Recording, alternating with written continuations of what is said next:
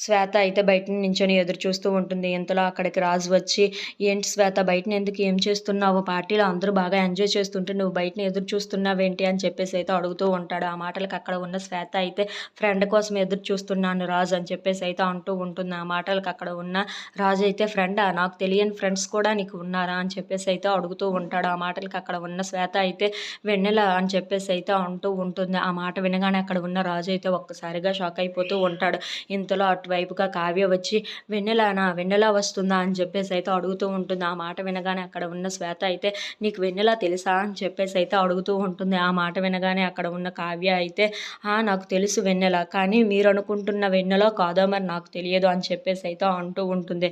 ఆ మాట వినగానే అక్కడ ఉన్న రాజు అయితే ఒక్కసారిగా షాక్ అయిపోయి, "ఏంటి వెన్నెల ఇక్కడికి వస్తుందా? ఇప్పుడు వెన్నెల గాని ఇక్కడికి వస్తే ఏం జరుగుతుందో ఏమో" అని చెప్పేసి అయితే చాలా టెన్షన్ పడిపోతూ ఉంటాడు. ఇక్కడికి వెన్నెల ఎలాగైనా రాకూడదని చెప్పేసి అయితే అనుకుంటూ ఉంటాడు. ఇంతలో అక్కడ ఉన్న శ్వేత అయితే, "అదుగో వచ్చింది కదా వెన్నెల" అని చెప్పేసి అయితే కారుని చూసి అంటూ ఉంటుంది. ఆ మాట వినగానే అక్కడ ఉన్న కావ్య, రాజు వాళ్ళైతే ఒక్కసారిగా షాక్ అయిపోతూ ఉంటారు. ఏంటి నిజంగానే ఈ వెన్నెల ఉందా? ఇక్కడికి వచ్చిందా? అని చెప్పేసి అయితే కావ్య అనుకుంటూ ఉంటుంది. అక్కడ ఉన్న రాజు మాత్రం ఒక్కసారిగా షాక్ అయిపోతాడు.